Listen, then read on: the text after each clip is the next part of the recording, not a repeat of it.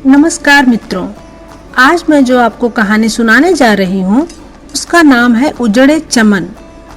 बबली की खूबसूरती व उच्च शिक्षा के कारण ही मोहन ने शादी की हामी भरी थी।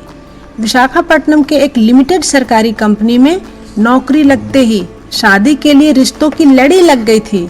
हो भी क्यों ना, सभी पिताओं का सपना होता है कि दामाद हो तो सरकारी अफसर ही, और दबी दबी चाहत में हर लड़की का भी तो यही सपना होता है। शादी के चंद साल खुशनुमे गुजरे। अंकुर व अखिल के आने से जीवन की बहार में चार चांद लग गए। घर टाउनशिप में ही था, हरियाली से भरा टाउनशिप, पार्क, दुकानें, सारी सुविधाएं वहां मौजूद थी। मोहन दफ्तर से आने के बाद अक्सर ही बबली व बच्चों के साथ पार्क चले जाते थे। तरह तरह के झूलों से अंकुर व अखिल लालायित ही रहते। दौड़ दौड़ कर जब तक सभी झूलों पर वे नहीं झूल लेते, उन्हें पार्क से निकालना टेढ़ी खीर ही थी। झूला झूलकर पार्क के किनारे नारियल पानी बेच रहे अप्पा राव के पास जाकर खड़े हो जाते। मजाल कि कभी नारियल पानी पिए बगैर वहां से हिले हों। अप्पा राव भी दोनों बच्चों के हाथ में नारियल काटकर पकड़ा देता। छुट्टी के दिन की तो बात ही कुछ और थी। कभी समुद्र किनारे घूमना, कभी मित्रों के संग दावत, और नहीं तो लंबी सैर। केवल प्राकृतिक तूफान ही चमन नहीं उजाड़ते, राजनीतिक उथल पुथल भी कोई तूफान से कम नहीं। कंपनी प्राइवेट कर दी गई। मजाक में मोहन ने बबली से कहा भी था कि अब तेरे पापा हमारा साथ छुड़वा तो नहीं देंगे ना, क्योंकि उन्हें तो दामाद सरकारी अफसर ही चाहिए था और मेरी नौकरी तो अब प्राइवेट हो गई है। तब बबली हंस कर रह गई थी। जब कंपनी प्राइवेट हो गई तो उससे क्या लगाव, जहां फायदा दिखे व्यक्ति चला ही जाता है। मोहन ने भी कई कंपनियां बदली। कंपनी के काम का दबाव अप्रत्यक्ष रूप से मोहन को दीमक सा चाट रहा था। अब बबली व बच्चे भी साथ नहीं रहते थे, क्योंकि अंकुर व अखिल की पढ़ाई और मोहन को कंपनी के काम से अक्सर ही बाहर रहना पड़ता था। इसलिए बबली बच्चों के साथ ही अपने सास ससुर के पास रहने लगी थी। अब तो महीनों में भी मोहन का घर आना तय नहीं था। थके मांदे शरीर में काम के साथ साथ बबली व बच्चों की चिंता लगी ही रहती थी। एक दिन कुर्सी पर बैठे बैठे ही हाथ पांव शिथिल हो गए, सुध बुद्ध खो दिया। डॉक्टर ने बताया ब्रेन हेमरेज। महीनों अस्पताल में पड़ा रहा। शारीरिक शक्ति के साथ साथ याददाश्त भी चली गई। डॉक्टरों का कहना था कि समय के साथ धीरे धीरे सब ठीक हो जाएगा। कुछ दिन कंपनी का वरदहस्त रहा। जब कंपनी को मोहन से कुछ फायदा नहीं मिल रहा था तो वह भी एक प्रेमी की तरह उसे छोड़ दी। सरकारी कंपनियां तो पति की तरह साथ देती हैं। युवावस्था में जब सेवा लिए तो शिथिला अवस्था में भी साथ नहीं छोड़ती। कहते हैं ना, बैठकर खाया जाए तो नदी का बालू भी एक दिन खत्म हो जाएगा। जितनी रकम जमा थी मोहन के इलाज व अंकुर अखिल की शिक्षा में खत्म हो गई। भाइयों के सहारे से बड़ा बल मिला। वहीं पास के 2 कमरे का मकान लेकर रहने लगे। भाइयों ने साथ रहने को कहा, पर बबली किसी पर बोझ नहीं बनना चाहती थी। पढ़ी लिखी बबली पास के स्कूल में पढ़ाने लगी। सुबह ही नाश्ता खाना बनाकर बिस्तर के पास ही रख देती ताकि मोहन आसानी से खा पी सके। समय अनुसार अंकुर अखिल व बबली मोहन की देखरेख करते रहते। माँ भी कभी कभी साथ आकर रह लेती।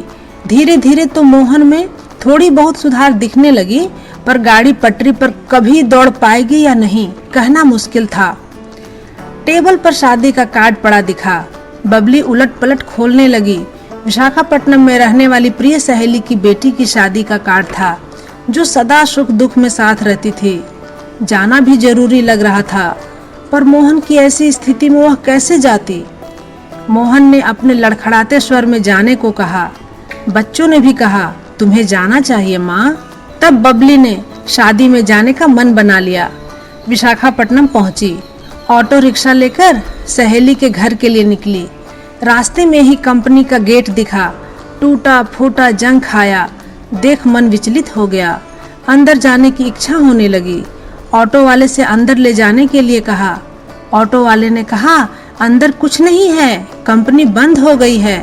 बबली ने कहा, बस तुम अंदर ले चलो। अंदर उसका क्या था, वह उसे कैसे बता पाती। पार्क के पास ही ऑटो रुकवाकर नीचे उतर गई। सभी झूले टूटे फूटे लटक रहे थे। अंकुर व अखिल जैसे हजारों बच्चों को हंसाने वाले झूलों को भी कोई रोग लग गया था। चितियाए काले से जर्जर लग रहे थे। बबली उसे कैसे बताती कि वह भी तो जर्जर हो गई है। उसने अपने आंसू पोंछ लिए, इस कारण गालों पर कोई निशान नहीं पड़ा। इन झूलों के तो आंसू कौन पोंछता, इसी कारण आंसू सूख कर काले काले चित्ती से दिख रहे हैं। नजर पार्क के किनारे दौड़ी, अब पारा भी नहीं दिखा। पता नहीं अब वे लोग क्या कर रहे होंगे जिसकी रोजी रोटी इस कंपनी से चल रही थी। बबली की निगाहें चारों ओर सब्जी वाले, फल वाले, किराने वाले, पानीपुरी वाले सभी को ढूंढने लगी, पर कोई नहीं दिखा। सबकी दुकानें टूट फूट गई थीं। अंकुर व अखिल का दौड़ दौड़ कर दुकान में जाना, चिप्स और चॉकलेट के लिए जिद करना याद आने लगा। वह खुद भी तो रोज पानीपुरी खाती ही थी और आखिरी के 2 सूखे मांगती थी। एक मोहन को खिला देती और एक खुद ही खा लेती थी। हालांकि मोहन को पानीपुरी पसंद नहीं थी, पर जब बबली मुंह के सामने ले जाती तो मोहन खा ही लेता था। अब सालों हो गए खाए और खिलाए। डबडबाई आंखों की बूंदें गालों पर लुढ़क आई। पैदल चलती हुई घर की तरफ जाने लगी।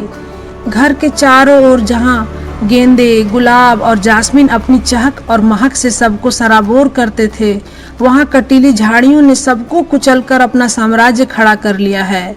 बबली इन सभी झाड़ियों को डंडे से मारती हुई किनारे करने लगी। मन तो करता कि उन उद्योगपतियों और राजनीतिज्ञों पर भी ऐसे ही डंडे चलाए जो अपने फायदे के लिए अंधे हो जाते हैं। जिस दरवाजे पर तोरण व रंग बिरंगे पर्दे लटक रहे थे वो तो था ही नहीं। सभी सामान जिसे निकाल कर ले जाया जा सकता था पूरी तरह निकाल लिया गया था। टूटी फूटी दीवारें खंडहर सी लग रही थी। जिस फर्श को बबली धो पोंछ कर चमकाती व चमकवाती रहती थी वो भी पूरी तरह टूट फूट गई थी। अब तक बबली अपने को संभाले रखी थी, पर जैसे ही उसकी नजर दीवार पर अंकुर व अंकित के परमानेंट मार्कर से बनाए धूमिल लकीरों पर पड़ी तो ढलमनाते हुए आंसुओं की बूंदें धार में बदल गई। ऑटो वाले से चलने को कहते हुए ऑटो में बैठ गई। घर, टाउनशिप सब अपने जीवन सा लगने लगा। सामने से जुलूस आते देख पूछी, किस चीज के लिए जुलूस निकाला गया है? ऑटो वाले ने बताया, स्टील प्लांट के प्राइवेट होने के खिलाफ में जुलूस निकाला गया है। आजकल रोज धरना, रोज जुलूस, यही सब तो चल रहा है विशाखापट्टनम में। प्राइवेटाइजेशन के नाम से बबली की धड़कनें और बढ़ गई। डर सा लगने लगा, न जाने फिर कितनों के घर आबाद होंगे और कितनों के घर खंडहर बन जाएंगे। घुटन सी लगने लगी राजनीतिज्ञों से, उद्योगपतियों से और अपने उजड़े चमन से। बस इतनी सी थी कहानी, एक हकीकत कहानी, उजड़े चमन।